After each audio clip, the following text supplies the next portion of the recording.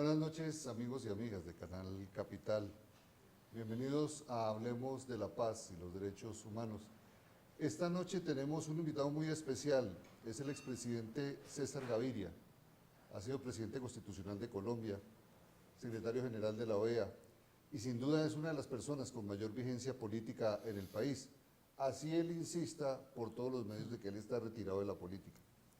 Con el presidente Gaviria, que ha tenido unas posiciones muy fuertes, muy claras sobre el tema del narcotráfico, que ha tenido la experiencia en la negociación de los procesos de paz en los años 90, que ha tenido unas visiones y unos argumentos fuertes respecto a todo este proceso de la negociación de la paz y del fin del conflicto armado con las FARC. Vamos a hablar, lo hemos invitado esta noche para hablar de la paz y los derechos humanos por esa razón. Baltasar. Buenas noches, amigas y amigos de Canal Capital. Efectivamente, esta noche nos acompaña el presidente Gaviria. Su apoyo claramente abierto y defendido al proceso que se ha iniciado y que encabeza el presidente Santos ha sido manifiesto en declaraciones públicas. Asimismo, también ha sido contundente en el hecho de reflejar que uno de los problemas que hay que atender con mayor atención es el del tratamiento a los crímenes contra la humanidad. Asimismo, también en que hay que darle una oportunidad a la izquierda en el ámbito parlamentario, en que se defiendan las ideas en vez de por la violencia, por el debate político. De todos esos temas vamos a hablar esta noche con el presidente Gaviria. Muy buenas noches, señor presidente. Buenas noches. Bueno, pues yo creo que sería bueno comenzar hablando precisamente de qué piensa, qué opina de lo que está viviendo Colombia en este momento, ahora ya en Oslo, dando inicio a una aventura quizás ya ensayada antes, pero muy diferente quizás, sobre la expectativa posible de una paz o al menos de una aproximación hacia el final del conflicto.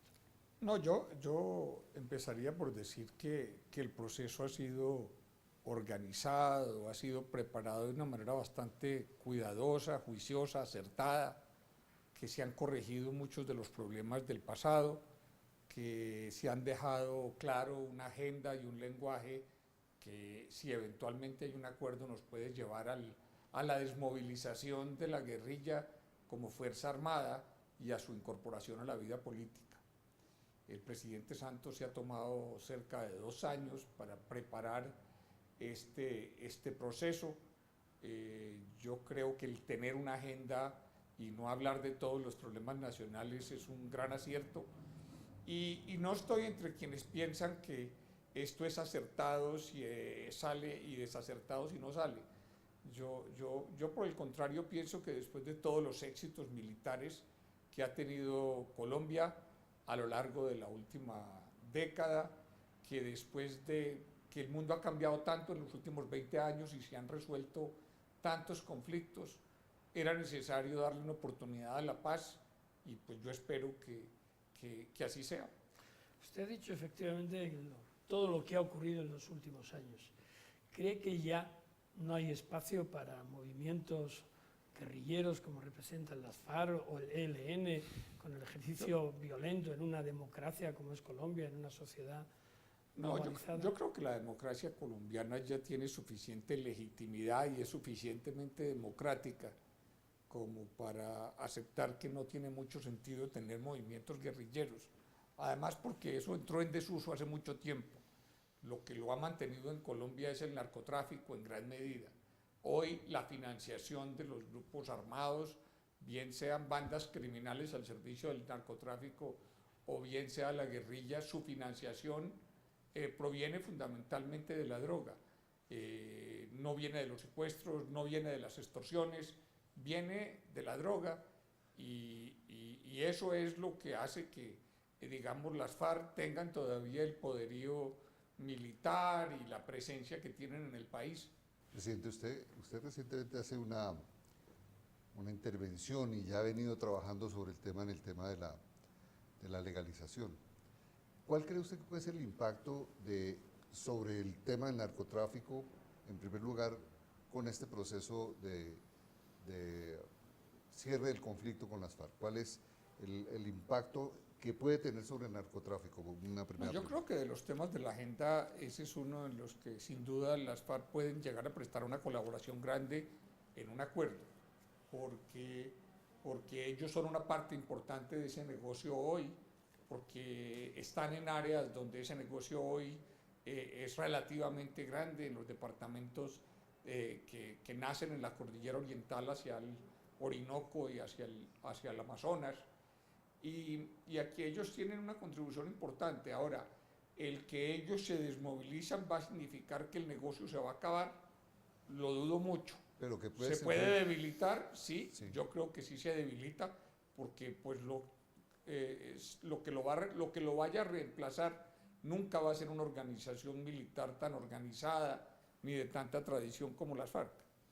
¿Cree que uno de los planteamientos que pueden tener las FARC precisamente en este ámbito del narcotráfico, y si finalmente en una solución hipotética llegan al acuerdo de abandonar esa actividad ilícita, eso va a concentrar las fuerzas del Estado en luchar contra las bandas criminales para precisamente combatir ese tráfico? ¿Se quedaría ahí una especie de mercado abierto que puede ser ocupado por otras organizaciones criminales? Sí puede ser ocupado, y de hecho eso ocurre mucho en el narcotráfico.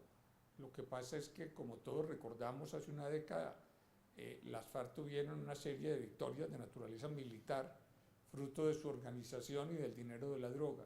Es bien difícil imaginarse que organizaciones criminales de otra índole puedan llegar a tener ese nivel de preparación y de entrenamiento y de control que en su momento tuvieron las FARC. Y en el área, y en el área del narcotráfico, como organización que se nutre y que en sus últimos tiempos efectivamente se financia a través del narcotráfico, quizás a través de otras actividades ilícitas, pero principalmente el narcotráfico, también el área del blanqueo de activos, el reciclaje del dinero obtenido del narcotráfico. ¿En qué va a quedar toda esa parte en un eventual escenario de finalización del conflicto armado? No, yo sí creo que se va a debilitar, y se va a debilitar de manera significativa. Sin embargo, no podemos olvidar que la principal fuente de violencia rural y urbana en Colombia hoy es el narcotráfico, y el hecho de que las FARC se desmovilicen no va a significar que la principal causa de violencia siga siendo el narcotráfico. Es muy importante para la sociedad colombiana desde el punto de vista político, desde el punto de vista de su democracia, el conseguir que una guerrilla de tantas décadas se desmovilice y que lo que tengamos que enfrentar en el futuro sean grupos criminales y punto. Sí. Nada más que eso. Eso es muy importante para la democracia colombiana. Presidente, en este punto de la negociación, entrando en el proceso de negociación con el tema del narcotráfico, hay quienes argumentan que de ninguna manera se puede caer en el riesgo, como lo plantean, de establecer conexidad entre el delito político y el narcotráfico. ¿Cuál es su posición al respecto? Usted ya ha planteado el tema. Eso no me parece un tema tan complicado. O sea, decir que es un delito conexo, y es conexo hasta el momento que se desmovilicen, y allí en adelante pues será simplemente un crimen. Pero yo no le encuentro a eso problemas. Hay otros problemas mucho más graves, los temas de delitos de lesa humanidad y eso. El narcotráfico, considerarlo como un delito conexo no me parece un problema particularmente difícil. Que facilite el proceso de negociación. Sí, no, yo no creo que haya un gran escollo para hacer eso, ni internacionalmente ni desde el punto de vista nacional. Creo que más bien puede ir, el problema puede ir legalmente por la dificultad que existiría de aplicar beneficios penitenciarios o de otra índole, precisamente por la presencia del narcotráfico en conexión con el delito político. Me imagino que irá la discusión por ahí. Sí, este es un país que ha tenido 60 y pico de indultos y 100 y pico de amnistías. O sea, el país tiene una larga tradición en eso, porque ha sido un país donde ha habido alzamiento y violencia desde la independencia en la práctica. No creo que eso sea tan difícil. De hecho, el proceso que recién ni siquiera ha culminado, que es el de Justicia y Paz, con grupos paramilitares, no encontró tantas complicaciones con administrar eso y sin embargo la Corte tampoco invalidó las normas que había contenidas en la ley. A mí ese no me parece un escollo particularmente difícil. No, y de hecho hubo narcotraficantes que compraron licencias y se presentaron como paramilitares. Sí, caso en que caso que las FARC no va a ocurrir porque sus comandantes son conocidos, son claros, son en lo fundamental gente dedicada a la lucha armada. Tal vez el Mono Jojoy era el único que estaba recorriendo caminos donde se veía que el narcotráfico era una actividad mucho más importante que el propio alzamiento guerrillero, pero en el caso de las FARC yo creo que esas confusiones no se van a dar, no se darían, pues. En el conjunto de los elementos de la negociación, presidente, donde estaba el narcotráfico y hay preocupación grande, usted dice no hay preocupación, compartimos eso. ¿Dónde ve usted que puede haber escollos en la negociación con las FARC? ¿En qué puntos que puedan ser complejos? Es que ellos son muy lentos para decidir y para moverse. Todavía las FARC es una organización de origen campesino que tiene cierto sentido intemporal de la historia, donde para ellos un gobierno es un periodo corto. Y eso, hacerlos mover hacia un proceso no creo que sea fácil. Sin embargo, la preparación, el que desde ahora estén hablando de lo que se trata es de desmovilizarse y de abandonar la lucha armada, me parece muy significativo. Yo creo que en esta ocasión la sentada a la mesa significó un paso adelante grande, pero a mí me parece que el principal problema de este proceso es el tiempo. ¿Qué cree usted que justifica la especie de euforia colectiva, internacional y nacional que se ha producido con el anuncio a primeros de septiembre de este proceso y con el inicio del mismo, aunque internamente puede haber algunas voces críticas? ¿Qué justifica esa euforia? Bueno, eso ocurrió en Colombia casi siempre que se ha hablado de paz. O sea, siempre la gente, por más de que apoya al Estado y a las Fuerzas Armadas en el proceso de enfrentar a estos grupos, también a la hora de darles una oportunidad siempre ha habido euforia, siempre ha habido voluntad de respaldar la paz. Eso no es nuevo en la vida colombiana, es lo que tradicionalmente ha ocurrido. A mí para nada me ha sorprendido, entre otras cosas porque el proceso está bien planteado y es difícil decir que tiene grandes fallas como proceso. Puede salir o no salir, pero me parece que el presidente Santos ha preparado esto con un gran cuidado, con un gran juicio, con conversaciones en el exterior, sin cese al fuego, en un sitio donde realmente las conversaciones van a ser reservadas, que hay mucho apoyo de la comunidad internacional. Me parece que todo lo que se ha hecho significa haber ganado mucho camino. ¿Cree usted que hay personas y gentes en Colombia que no quieren que la acción de las FARC, la actividad violenta de las FARC termine? Y no hablo de las mismas FARC, ni de frentes diferentes, ni de mandos. Eso siempre pasa en las guerras civiles. Y siempre hay, primero, personas extraordinariamente escépticas, y pues ser escéptico es un derecho. Y segundo, personas que creen que al pensar que esto se resuelve de manera militar, que solo la derrota total es aceptable como resultado. Pero yo diría que eso termina siendo una minoría de los colombianos. Yo creo que el grueso de los colombianos y de sus organizaciones sociales y políticas está detrás del proceso y lo está apoyando. Presidente, ¿cómo ve usted la composición del equipo negociador colombiano? Personas con muerto de la calle muy cercanas a usted. ¿Y cómo ve el equipo de negociación de las FARC? El equipo de negociación del gobierno me parece bueno. Me parece, Humberto de la Calle es una persona que conoce muy bien las instituciones de este país, que no se va a dejar llevar por entusiasmos rápidos, que sabe qué se puede hacer y qué no se puede hacer, donde hay aspectos en los cuales la sociedad y el gobierno podrían comprometerse y donde hay cosas que serían tan traumáticas que no valdría la pena ni considerarlas. la presencia, el general Naranjo sin duda es una persona con un gran prestigio, con un gran conocimiento de este país. El general Mora sin duda representa a los estamentos en retiro y yo diría que en actividad de las Fuerzas Armadas. Y yo hasta daría un ejemplo de por qué me parece útil su presencia en la mesa.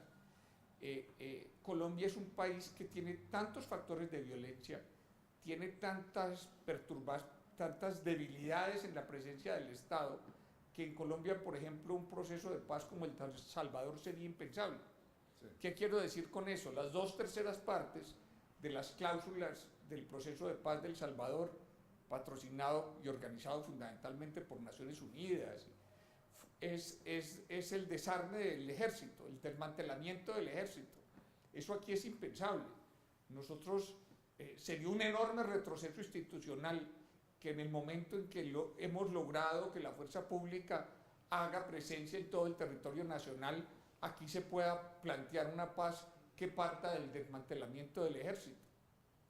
También creo que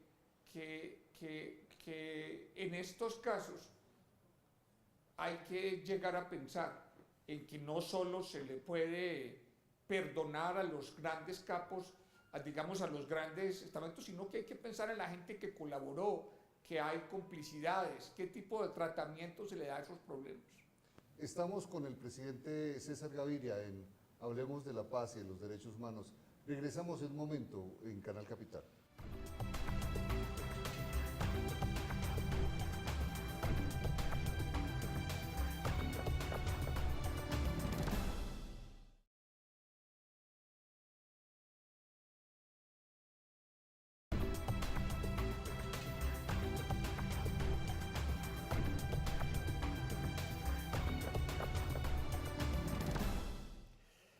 Señor presidente, ha habido otros procesos antes de este proceso en Colombia.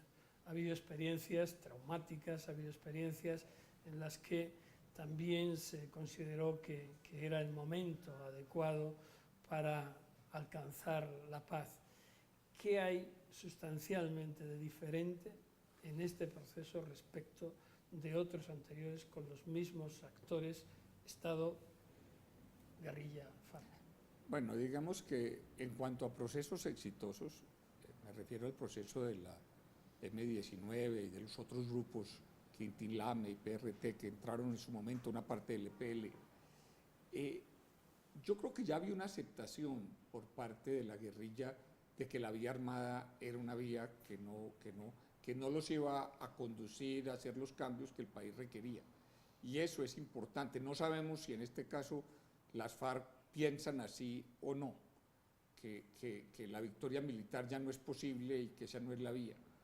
En ese entonces también había algo que en esta oportunidad no existe, me parece muy improbable que sea así, y es que, digamos, el M-19 quería ir mucho más lejos que simplemente desmovilizarse, quería ser partícipe de unos cambios de común acuerdo con los otros partidos, no contra los otros partidos, sino de común acuerdo. Para ellos fue muy satisfactorio que se hubiera hecho una asamblea constituyente precisamente mientras estábamos en el proceso.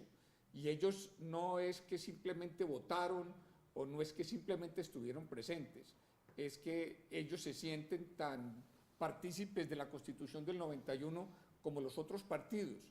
Eso hace una gran diferencia. Ahora estamos hablando en el caso de las FARC de la desmovilización, de la búsqueda de objetivos sociales por medios políticos. Nadie espera grandes acuerdos, así la paz signifique que hay que cumplir unos compromisos. Ahora, en cuanto a la paz del gobierno del presidente Betancur o del proceso del presidente Pastrana, en el primero pues una gran dosis de generosidad. Se empezó por la amnistía y el indulto, digamos que esa experiencia es irrepetible. En el proceso del presidente Pastrana se pensó en el despeje y en hacer una especie de cese al fuego, por lo menos en una parte del territorio. Ya se sabe que eso terminó siendo una mala experiencia, no una equivocación, sino una mala experiencia que el país no quiere repetir. El país ya no quiere conversaciones adentro del país porque sabe que eso tiene un mundo de implicaciones indeseables y por eso las conversaciones afuera hacen mucho más sentido. Entonces sí hay muchas cosas por aprender de lo que hemos hecho, de lo que ha salido bien y de lo que ha salido mal. A veces se habla solo de los errores, sí, de los errores y de los aciertos, porque también ha habido procesos que salieron y que salieron bien y que hay que aprender también a valorarlos en su momento. ¿En qué contribuyen a esta situación, a este proceso de paz, opiniones tan ácidas en contra del mismo como las del presidente Uribe? En el sentido de decir que todo esto es un engaño, que es toda una trampa, que quien gana es la violencia, quien gana es las FARC, y en cambio posiciones mucho más moderadas como la suya, analizando en profundidad. ¿Por qué esa visión tan opuesta? Ya sé que ideológicamente no podemos hablar de las mismas posibilidades, pero sobre un tema como es el de la violencia, que objetivamente produce unos efectos nocivos en el país, y en la forma de afrontar la finalización de lo mismo, ¿por qué esa diferencia y en qué contribuye en este momento? Bueno, no, en primer lugar, pues el presidente Uribe está en su derecho de oponerse, eso no constituye nada que sea impropio, sí, no existen delitos de opinión en un tema como ese. Yo me imagino que él piensa que una victoria militar más contundente hubiera sido deseable. ¿Pero es posible la victoria militar? Bueno, eso es bastante esquivo, o sea, y sobre todo mientras esté financiada por el narcotráfico, una guerrilla en Colombia puede durar años y décadas. Sí. Y es porque ese no es un problema cuya solución esté a la vuelta de la esquina. Y lo segundo, yo no creo que eso pueda ser un problema principista, como a veces pareciera en el presidente Uribe. Él inició un proceso con el ELN, inclusive le encomendó a la iglesia, a un obispo que ayudara en el proceso, y estuvo en conversaciones con ellos por un periodo. Eso no cuajó, pero no es la idea misma del proceso, porque en el gobierno interior ya se intentó, no con las FARC, pero sí con el ELN. Entonces, pues no se puede plantear como una cosa principista, porque eso se acaba de hacer en el reciente pasado. Tampoco parece bien que a veces como que se digan cosas para alborotar, como para generar resistencias en las Fuerzas Armadas. Yo creo que ya estamos en un país donde tenemos respeto y aprecio por la Fuerza Armada, pero aquí en este país las decisiones las toma el presidente y las toma el Congreso y las toman las Cortes, y no hay por qué jugar un poco a ese lenguaje. Pero el presidente Uribe pues está en su derecho de hacer críticas. Yo a veces no entiendo muy bien la articulación de esas críticas, pero no puedo negar que está en su derecho, y pues habrá que ver qué es lo que el país, yo creo que el país hoy le está otorgando un amplio margen de confianza al presidente Santos, y yo creo que el presidente Santos lo va a administrar bien. Nadie piensa que el presidente Santos va a hacer la paz a la carrera, ni la va a hacer en malos términos, ni se va a comprometer a cosas inalcanzables. Todos sabemos que el presidente Santos no es así, y que esos temores serían infundados. ¿Usted cree, como una última matización respecto del presidente Santos y de lo que acaba de decir, ¿usted cree que la visión que está dando el presidente Santos, sus decisiones, son decisiones de Estado o son decisiones oportunistas, como dicen algunos, o incluso electorales, o que podría cerrarse un proceso si no se ha llegado a un acuerdo cuando se acerquen las elecciones? A mí sí me parece traumático que las elecciones se den en medio de un proceso de negociación. No le veo mayores ventajas a eso. Será el presidente el que juzgue en su momento. Yo creo que él está esperando un proceso bastante más rápido que eso. Entiendo sus razones, entiendo por qué lo preparó tanto, y sí creo que en Colombia en este momento avanzar hacia un proceso y estar en plena campaña simultáneamente con una negociación no parece una cosa deseable. Dos preguntas ahí en ese tema, presidente. Una, pareciera entonces que el tema de la cercanía electoral o la previsión del gobierno de que se trate de una negociación corta, como ha dicho el propio gobierno, puede convertirse en una especie de trampa que termine bloqueando el proceso, ¿no? Y la segunda pregunta es, ¿Usted cree que el instrumento jurídico, que es el marco jurídico para la paz, es apropiado para este proceso? Apropiado es una expresión difícil porque pues están las cortes que interpretan y el procurador que interpreta, pero yo sí creo que era necesario, sobre todo porque venimos de un proceso con los paramilitares que ha creado una serie de problemas y de dificultades cuando se dijo que tenía que ser igual a un proceso con la guerrilla y que eran lo mismo los paramilitares que la guerrilla, cosa que por lo menos desde el punto de vista internacional no es así. Sí. Los colombianos, con nuestros eufemismos, se nos olvida que los grupos paramilitares son escuadrones de la muerte en el lenguaje internacional de derechos humanos y que las guerrillas, por más de que hagan terrorismo y narcotráfico, son guerrillas y que los tratamientos son distintos y que la propia comunidad internacional acepta que son distintos y que no es lo mismo tener haciendo política a un jefe de narcotráfico paramilitar que tener a un guerrillero que ha estado toda la vida alzado en armas haciendo política. Hay diferencias radicales con eso. Yo nunca compartí el enfoque que hubo por unos años de que eso era lo mismo y que las reglas debían ser lo mismo. Sí. Y respecto al otro asunto, al asunto de la trampa mortal de la cercanía de las elecciones.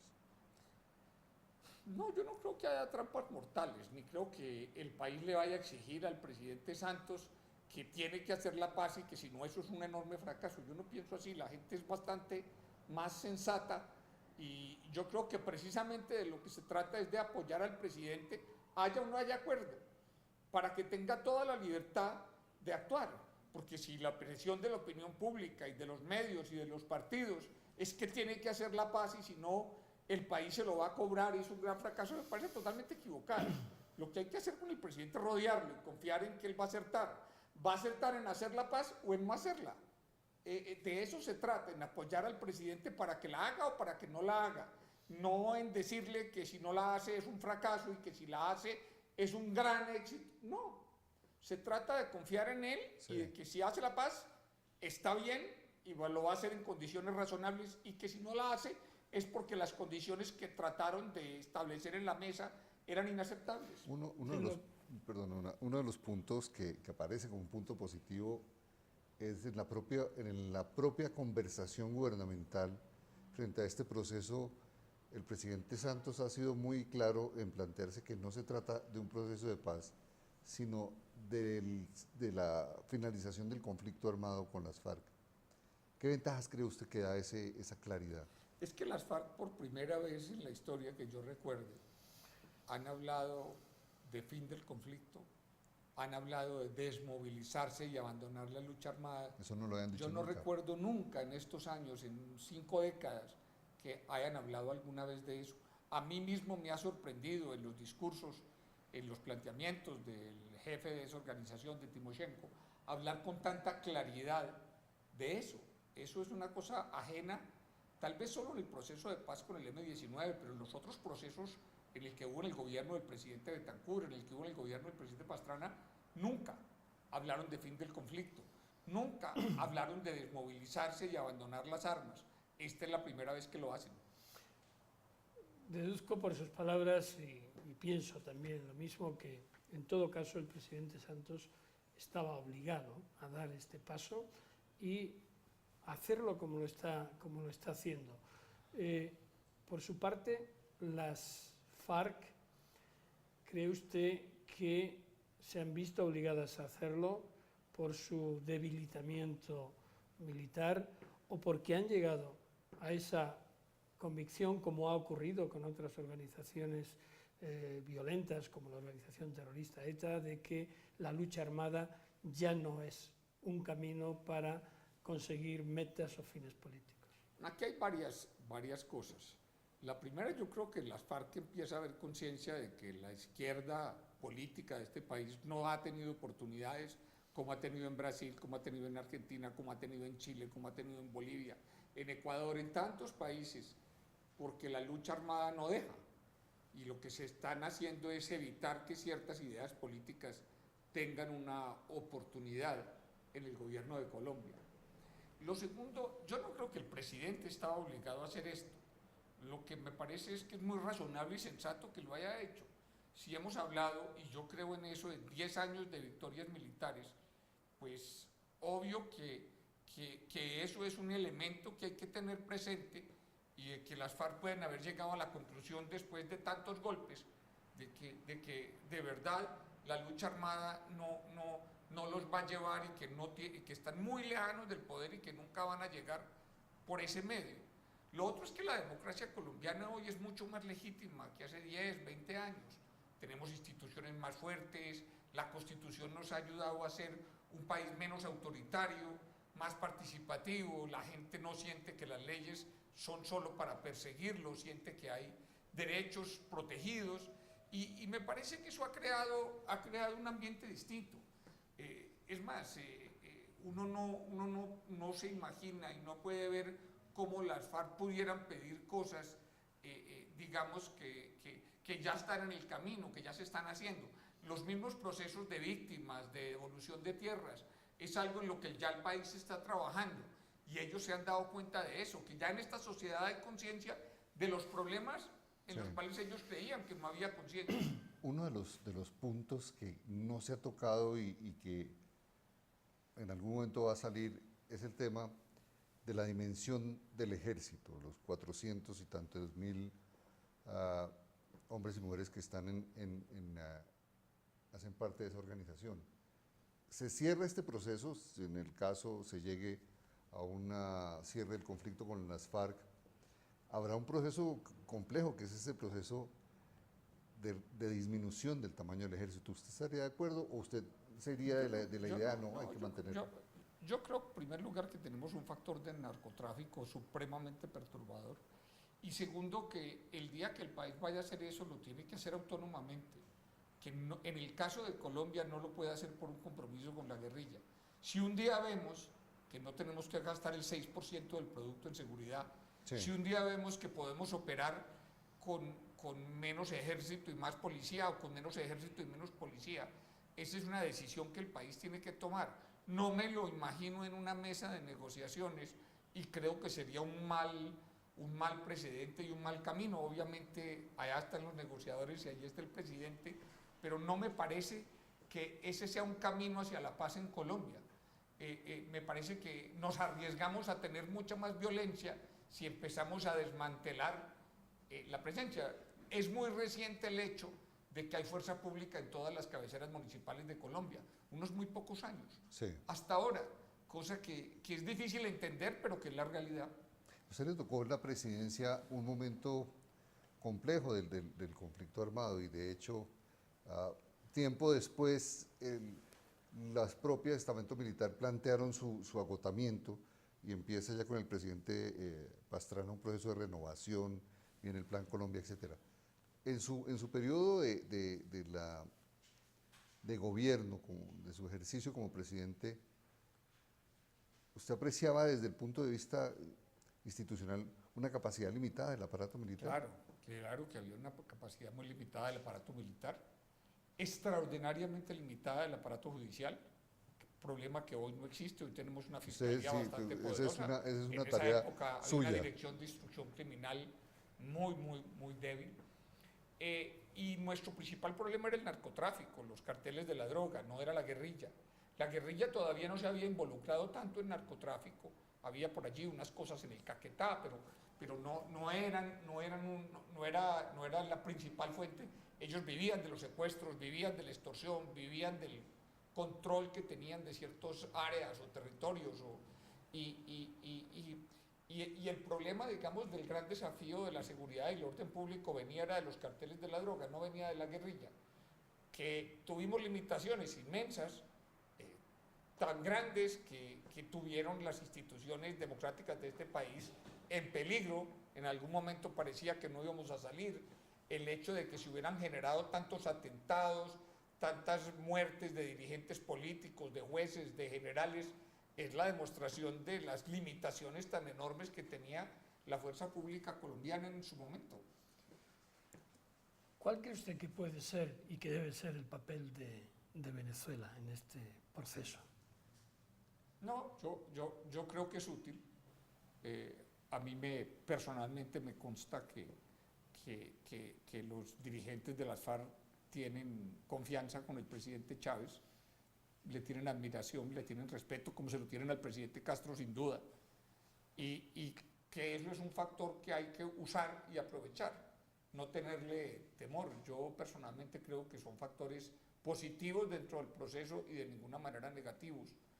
Y si en algún momento eso no llegó a ser así, yo creo que ese momento está atrás. Yo creo que hoy tanto Cuba como Venezuela son factores de ayudar al proceso a salir adelante. La idea de la lucha armada Cuba la abandonó hace ya varias décadas, y en el caso de Venezuela, el presidente Chávez, con todos los errores o los desacuerdos que se puedan tener sobre él está basado fundamentalmente en resultados electorales. Sí. Y él busca resultados electorales y ha llegado al poder por resultados electorales y acaba de ganar unas elecciones, así no sean del todo equitativas o justas, las acaba de ganar. Él cree en la vía electoral, él cree en un camino que de alguna manera es democrático. No ha estado hablando de alzamiento armado ni de lucha armada, entre otras cosas porque eso en Venezuela no tiene ninguna aceptación ni cabida. Esta es una sociedad donde esas ideas fueron abandonadas ya hace muchas décadas. Usted ha sido secretario general de la Organización de Estados Americanos. ¿Cuál cree que puede o debe ser el papel, si es que debe tener alguno, de esta organización o de otras similares en el proceso de paz que se avecina? Yo creo que tiene que haber una organización, si se llega a un acuerdo de paz, que ayude a la desmovilización. Ahora, yo sobre eso tengo conceptos fuertes y el gobierno los conoce. En Colombia es impensable tener un cuerpo armado que ayude a la desmovilización. Tiene que ser desarmado, como lo fue el de los paramilitares, un grupo de gente profesional que ayude a la desmovilización en términos que no esté armado. Meter cuerpos armados a este país me parece un riesgo descomunal y no creo que tenga ninguna ventaja. Presidente, usted hablaba hace un momento del tema de la justicia, la debilidad de la justicia, y en su gobierno definitivamente se hizo un esfuerzo grande de fortalecimiento del aparato judicial. Uno de los puntos que aparece ahí como central en este proceso con las FARC es el modelo de justicia que se tiene que utilizar. ¿Cuál cree usted que debe ser el modelo de justicia? ¿Cómo es que se debe abordar ese tema? No, yo no. O sea, yo espero que se pueda adoptar un modelo de justicia que de alguna manera pueda balancear la multitud de problemas que tenemos. Lo estamos viendo ahora con los problemas de la Ley de Justicia y Paz. Nosotros no sacamos suficiente verdad. Yo creo que en el caso de una paz con las FARC tenemos que hacer un esfuerzo por saber más de la verdad. El tema de la reparación, yo creo que hay que mirarlo mucho en términos de las tierras que le puedan haber quitado a campesinos yo creo que ahí hay un potencial importante.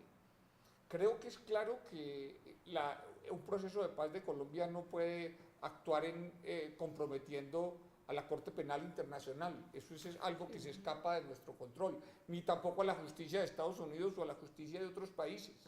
Eso es algo que vendrá como parte del proceso, pero nosotros no estamos en capacidad sino de garantizar la justicia en el territorio de Colombia, y por delitos que de alguna manera sean conexos con el alzamiento, ¿no? A mí no me parece tan difícil llegar a ese punto. Ahora, para los que plantean que si puede haber un gran problema con la Corte Penal Internacional por el proceso de paz con las FARC, yo les digo, no, perdón, el problema que hoy tenemos se llama la Ley de Justicia y Paz, y que hay una cantidad de personas que eran capos paramilitares que se entregaron, que confesaron, que andan por ahí o que andan en las cárceles y no hemos sido capaces de juzgarlos y de condenarlos y de que paguen por sus crímenes, y yo creo que el problema está ahí. El de las FARC es un proceso con mucho más respaldo internacional, con mucho más aceptación de la comunidad internacional. Empieza en Oslo, eso de por sí ya le da un sello de legitimidad tremendo. Tiene el apoyo de Estados Unidos, de la Unión Europea, de la totalidad de la comunidad internacional, y yo no veo por qué ese se vaya a volver un problema insalvable, no creo que se vaya a volver. Usted hace un rato en esta conversación mencionaba el problema de los crímenes de lesa humanidad. También en sus manifestaciones públicas y en sus posicionamientos ha defendido la necesidad de la justicia transicional. En este momento en el que con mucha facilidad, quizás yo pienso, es mi particular opinión, se pone parche, como decimos en mi tierra, antes de que nos hayamos hecho la herida, ¿no? Y ya estamos hablando de que la Corte Penal Internacional va a intervenir. Quizás el discurso tendría que ser que quien tiene que desarrollar la actividad es primero Colombia, porque la Corte Penal es de actividad complementaria. También la Fiscalía de la Corte Penal Internacional está acompañando desde 2007 todo el proceso de justicia y paz y está viendo cómo está actuando la justicia en Colombia. Yo creo que de lo que se trata es de tener unos procedimientos judiciales que sean claros, unas decisiones que sean políticas y que se adopten como reglas, unas prelaciones en ciertos casos, y también la tradición que tiene Colombia. En Colombia el alzamiento ha sido algo que ha sido perdonado por la sociedad colombiana, en principio eso lo hemos hecho históricamente, y eso hay que tenerlo en la cabeza. El que se quiera cerrar a decir que no, que tienen que ir los guerrilleros a la cárcel todos, y que tienen que pasar, yo creo que está desconociendo lo que ha sido nuestra historia.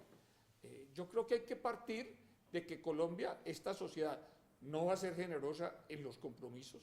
Quiero decir, no nos vamos a comprometer a resolver todos los problemas de la sociedad colombiana para poder hacer la paz, pero sí puede recoger de las experiencias del pasado.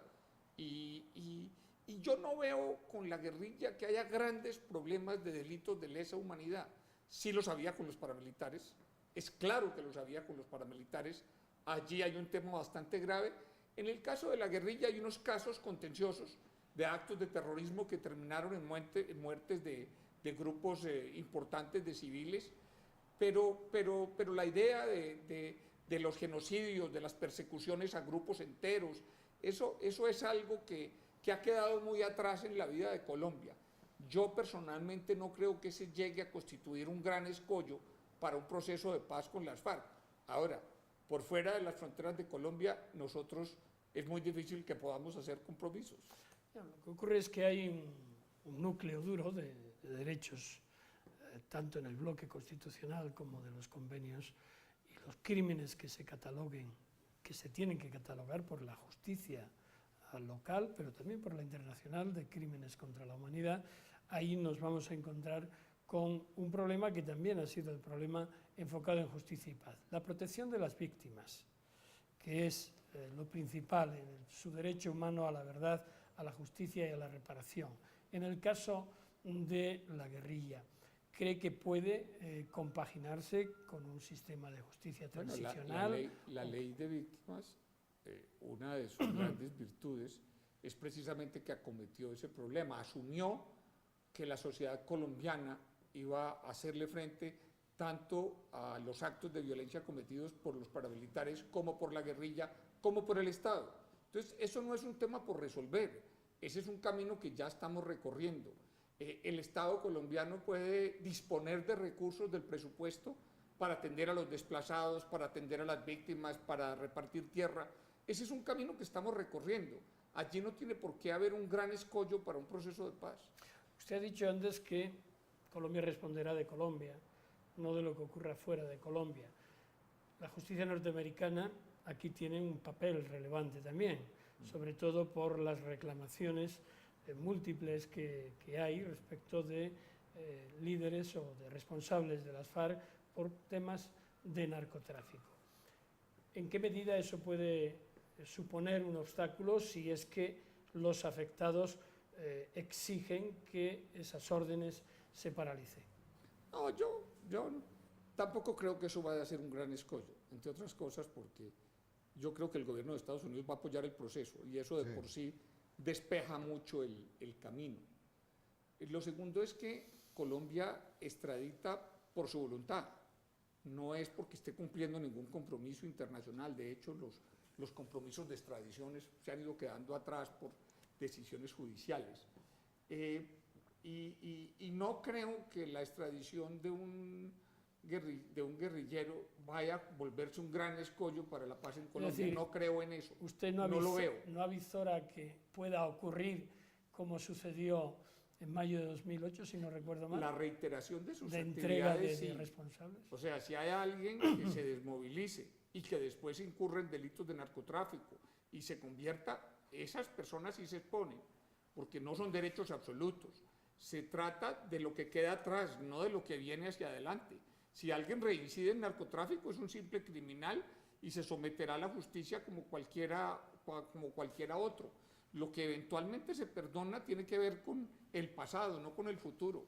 Presidente, desde el punto de vista político, el tema de la participación a futuro de las FARC, ya como organización política, ¿cuál cree usted que debe ser? ¿Cuál es el espacio propicio político de las FARC? Pues es que eso lo tienen que medir ellos, para uno es supremamente difícil.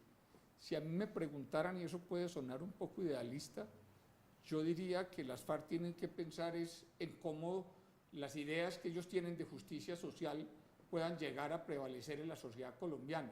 No como fulanito llega al Congreso o es ministro, no creo que esa deba ser la idea. La idea es... Que es la idea en principio que claro, tiene la gente. Claro. Sin embargo, yo diría que si se logra llegar a un proceso de paz, eso es posible. Entre otras cosas, porque en Colombia la circunscripción nacional permite que cualquier agrupación relativamente importante y con capacidad de movilización llegue por lo menos al Senado.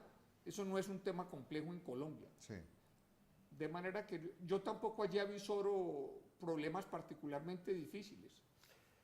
Quiero preguntarle, en un escenario de finalización del conflicto, ¿usted cree que la reintegración a la sociedad de las guerrillas va a ser asimilada con mayor beneplácito por parte de la sociedad colombiana que los paramilitares? Y, en segundo término, las víctimas. ¿Hasta dónde tienen que ceder las víctimas en este escenario de final de un conflicto respecto de sus derechos fundamentales de verdad, justicia y reparación? Y obviamente los van a reclamar frente al Estado. Ahora, esta gente viene de zonas donde ha habido violencia por décadas, no es por años. Las zonas de donde viene la población desplazada de Colombia han sido violentas por 40 años, o 50, o 60, o 70. Entonces uno no puede decir, oye, y si será posible que regresen, y si las irán a hacer. Hay unos que sí y otros que no. Yo tampoco veo que eso vaya a ser un gran problema.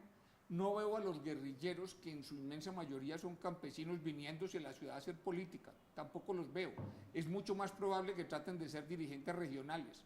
Algunos tienen más características urbanas y se pueden venir a hacer eso, pero es mucho más probable que a las FARC, como tradicionalmente ha sido, le interese el poder regional y no el nacional, y que eso termine ocurriendo.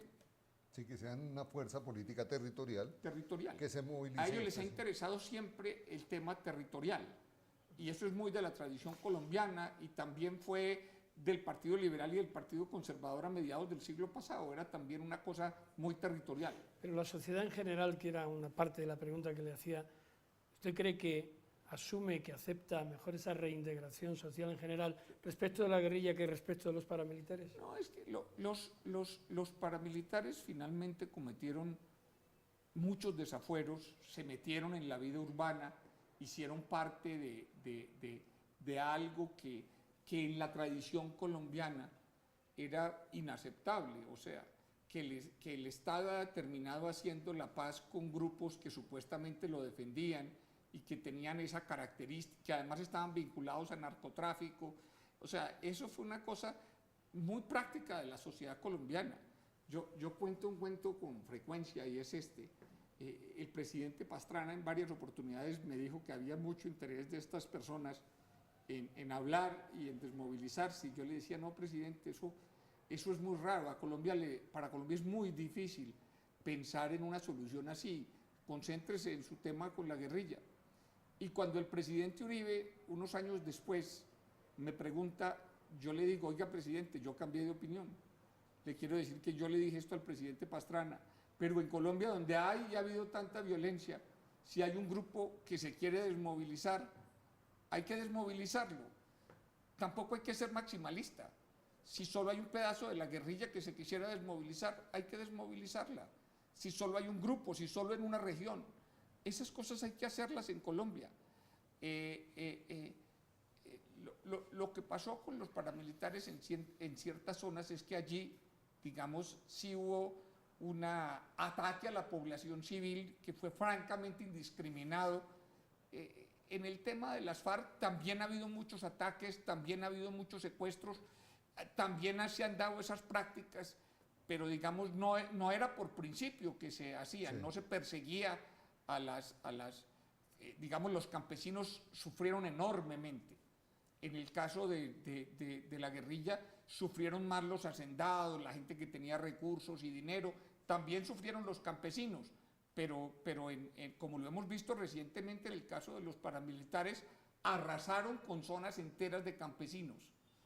Entiendo que también las FARC se apoderaron de algunas tierras. Sí. No sé si de campesinos, es más probable que haya sido de hacendados. En el fondo, tampoco es que haya una inmensa diferencia, pero sí hay diferencias. Históricamente Colombia las ha hecho. El Alto lo hizo para hacer la paz con esos grupos paramilitares. Eso fue lo que nos sacó un poco de lo que había sido el tradicional pensamiento de la sociedad colombiana. Este es el presidente César Gaviria, que ha estado aquí en Hablemos de la Paz y los Derechos Humanos. Si uno quisiera cerrar en esta intervención suya, encontraría que hay una visión muy optimista, muy basada en la realidad, en la propia experiencia, con argumentos sólidos, planteándose, poniendo de presente hechos que históricamente son nuevos en este proceso, actitudes de las FARC planteando el final del conflicto, hizo referencia a la desmovilización que por primera vez hablan las FARC, y a partir de esas reflexiones nos plantea un escenario en el cual puntos como el narcotráfico, puntos como el modelo de justicia que se va a utilizar o que se debía utilizar no van a ser escollos significativos, y hemos visto en él una posición muy optimista y una posición que nos permite pensar muy francamente en el éxito del proceso. Gracias, presidente. Muchas gracias a ustedes dos.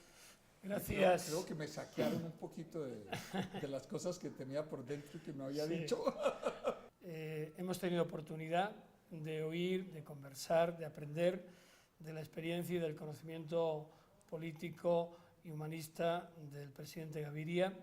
Efectivamente, yo comparto también la opinión de Pedro de que es optimista, pero creo que es un optimismo racional, es un optimismo basado en esa posición de Estado que está asumiendo el presidente de la República y ante la cual todos tenemos que apoyar en este difícil camino que se ha iniciado para encontrar un final al conflicto que ya dura más de 50 años en Colombia con las FARC. Buenas noches y hasta un próximo programa.